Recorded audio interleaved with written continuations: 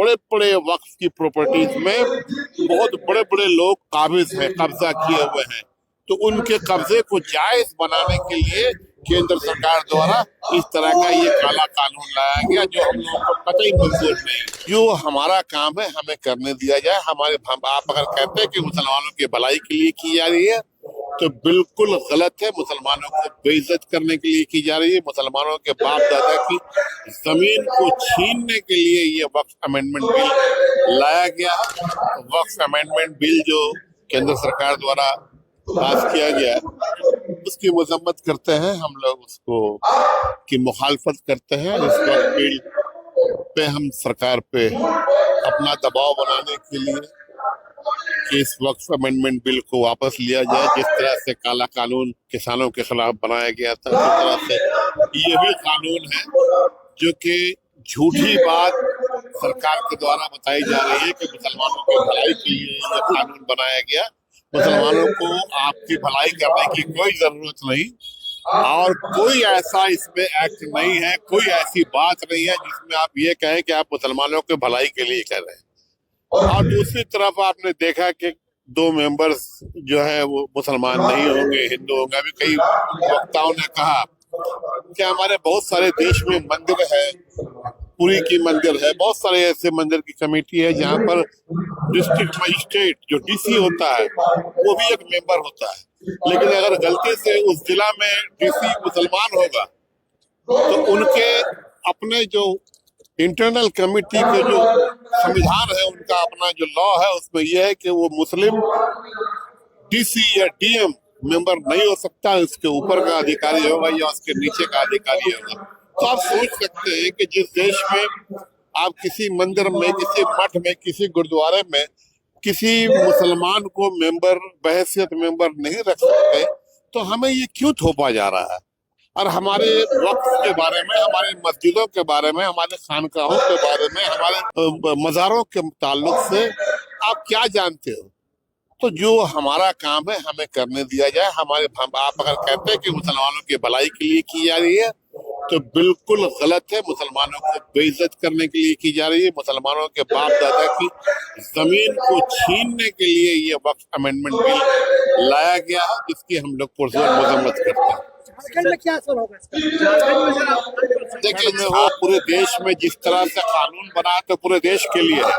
लेकिन हमारे यहाँ जो हमारे राज्य की हुकूमत है, हमारे माननीय मुख्यमंत्री हेमंत सोरेन जी, हमारी जो पार्टी, मैं जिस पार्टी से ताल्लुक रखता हूँ, झारखंड मुक्ति मोर्चा, झारखंड मुक्ति मोर्चा ने अपने महाधिवेशन में या अपने रेजोल्यूशन में इस चीज को पास किया कि हम झारखंड में इसको लागू होने नहीं देंगे, इसको नहीं मानेंगे। बल्कि हमारे कई नेताओं ने बहुत पुरजोर तरीके से कहा महाधिवेशन में, उसके बाद भी, कि झारखंड की 1 इंच जमीन हम मुसलमानों की वक्फ की छीन कर इनके धन्ना सेठों को बांटने नहीं देंगे। असल मकसद यही है कि देश के बड़े बड़े वक्फ की प्रॉपर्टीज में बहुत बड़े बड़े लोग काबिज हैं, कब्जा किए हुए हैं। तो उनके कब्जे को जायज बनाने के लिए केंद्र सरकार द्वारा इस तरह का ये काला कानून लाया गया, जो हम लोगों को कतई मंजूर नहीं।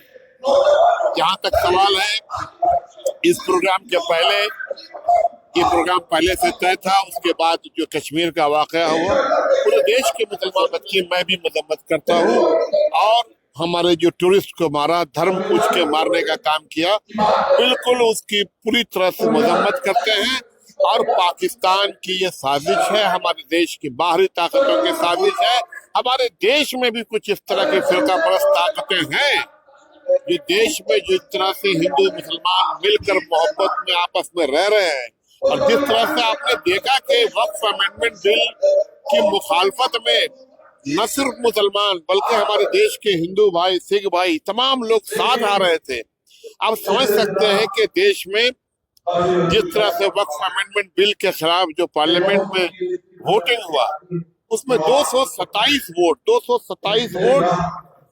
इनके बिल के खिलाफ पड़ा।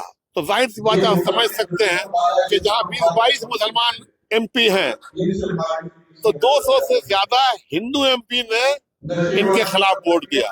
तो आज भी इस देश में मैं ये कहूँगा जो तादाद है, अक्सरियत है, मेजोरिटी है। मेजोरिटी आज की देश के जो मेजोरिटी जो हिंदू तबका है, सिख तबका है, जो नॉन मुस्लिम तबका है, वो भी सेकुलर है। ये चंद लोग हैं, और जिस तरह से ये कानून के जरिए लोग इस हमारी जमीनों को छीनने की साजिश हो रही है, मैं इसकी पुरजोर मजम्मत करता हूं, और कश्मीर के वाकये को भी पूरी तरह से मजम्मत करता हूं। हमारा देश का पूरे देश का मुसलमान रोया है, न सिर्फ कश्मीर का मुसलमान रोया है, देश का मुसलमान। किसी की हत्या हमारे मजहब में नहीं है। जो लोग आए थे, जिन लोगों ने ये गंदा कारनामा किया, उनका कोई धर्म नहीं है, कोई मजहब नहीं है, वो जहन्नुमी है। जैसा कि आप लोग जानते हैं कि all India Muslim personal law board जो मुस्लिम कम्युनिटी का एक यूनाइटेड प्लेटफॉर्म है, और इसका काम है प्रोटेक्शन ऑफ शरिया लॉ।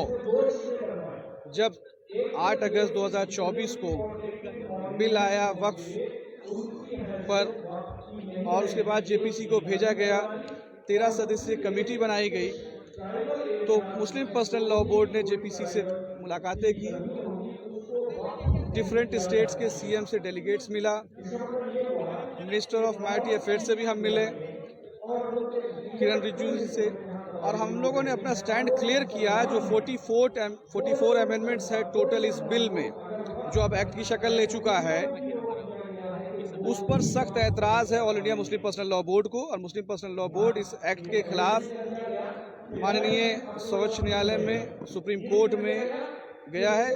80 पिटिशनें दाखिल हुई है, जिसको सुप्रीम कोर्ट ने 5 पिटिशन को मुख्य पिटिशन मानकर उस पर इंटरटेन किया है, जिसमें एक मुख्य पक्ष all India Muslim personal law board है। और हमारा ये स्टैंड क्लियर है कि हम इस एक्ट को में जो अमेंडमेंट्स किए गए हैं उसको हम नहीं मानते, और सरकार इसको रद्द करे, इसको वापस ले। इसी के लिए पूरे देश भर में बड़े पैमाने पर साइलेंट प्रोटेस्ट किया जा रहा है। चाहे वो कल लाइट ऑफ करके किया गया, देखा होगा आप लोगों ने कि मोर देन 99% पूरे ये कामयाब रहा प्रोटेस्ट। आज जमशेदपुर के इस गांधी मैदान में एक बड़ा जनसैलाब है, और इसमें सिर्फ मुस्लिम समुदाय के लोग नहीं, बरादरान वतन भी आए हैं, वो हमारे साथ है इस एक्ट के खिलाफ। और हमारी पूरी कोशिश है कि आखिरी मिनट तक हम इसमें लड़ेंगे। 5 तारीख को सुप्रीम कोर्ट में एक हियरिंग है। ऑनरेबल सुप्रीम कोर्ट ने कुछ डायरेक्शंस भी दिए हैं, जिसके लिए वक्त मांगा है सरकारी वकील ने, केंद्र के जो सरकारी वकील हैं। हम स्टैंड हमारा मुस्लिम पर्सनल लॉ बोर्ड का क्लियर है कि वक्फ अमेंडमेंट एक्ट हम मानने को तैयार नहीं है, इसलिए कि इससे वक्फ का नुकसान होगा, वक्फ की जायदाद संपत्तियां जो है उसका नुकसान होगा, इसलिए हम इसका विरोध प्रकट कर रहे हैं इस मैदान में।